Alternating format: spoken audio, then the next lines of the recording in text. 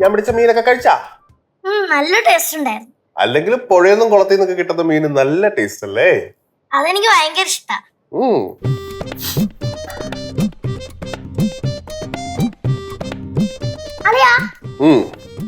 എന്താ ദുബായിലോട്ട് തിരിച്ചു പോവാത്തെ?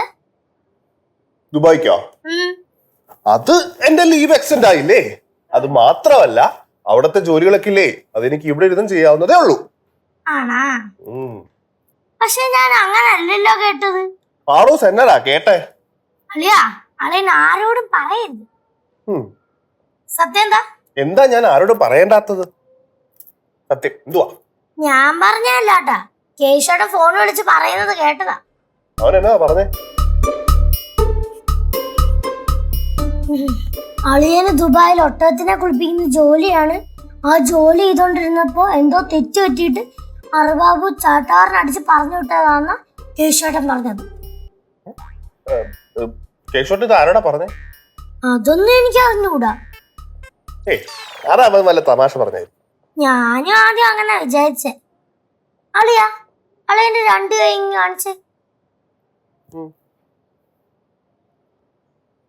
അളിയന്റെ ഈ കയ്യില് തഴമ്പുണ്ടല്ലോ, അത് ഒട്ടകത്തിന്റെ ചാണകം വാരിയിട്ട് വന്നതാണെന്നാ കേശോട്ടൻ പറഞ്ഞു. അവൻ അങ്ങനെ പറഞ്ഞോ? ആ, അളിയൻ ഇനി ദുബായിലോട്ട് തിരിച്ചു വന്നു കഴിഞ്ഞാ അറബാബു അളിയന്റെ കാലും തല്ലി ഓടിക്കുമെന്ന് പറഞ്ഞു.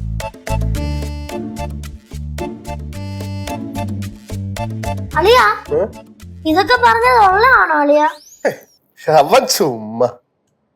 ചുമ്മാ പറയാണെങ്കിലും ഇങ്ങനൊക്കെ പറയാവോ? എന്തൊരു ഇൻസൾട്ടായി പോയി. അളിയാ, ഇത് ഞാനാ പറഞ്ഞെന്ന് ആരടുത്തും പറയല്ലേ. അളിയനല്ലേ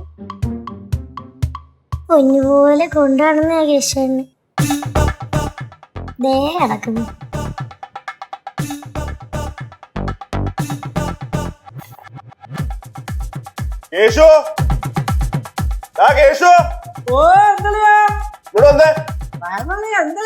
എന്തോ ഇത്ര ലേറ്റ് വന്നേ ഇങ്ങോട്ട്?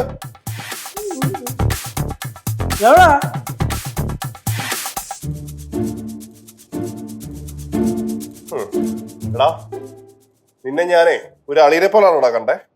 നിന്നെ ഞാൻ ഒരു അളിയനെ പോലാണോ നിന്നെ കണ്ടേ? സ്വന്തം അനിയനെ പോലല്ലേ കണ്ടേ? ആണോ?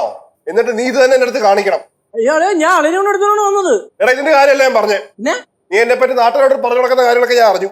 ഞാളിനെ പറ്റി നാട്ടുകാർ എന്തിനു പറഞ്ഞു? എന്തിനു പറഞ്ഞു നിനക്ക് അറിയത്തില്ല? അറിയത്തില്ല നിനക്ക്? ഓരോ അപഖ്യാതികൾ നീ പറഞ്ഞു നടന്നില്ലേ എന്നെ പറ്റി? ദുബായില് എനിക്ക് ഒട്ടകത്തെ കുളിപ്പിക്കുന്ന പണിന്ന് നീ അവിടേക്കോ പറഞ്ഞില്ലേ?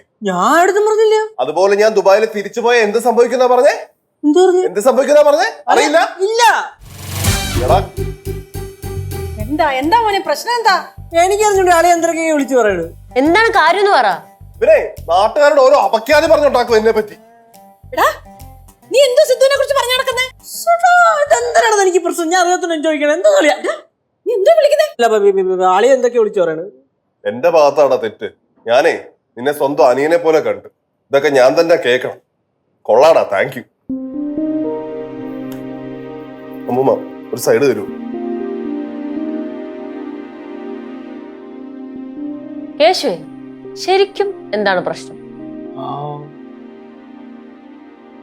എന്താ ബഹളം കേട്ടെ? അത് അളിയനും കൂടെ സ്നേഹിച്ചതാ. ആണോ?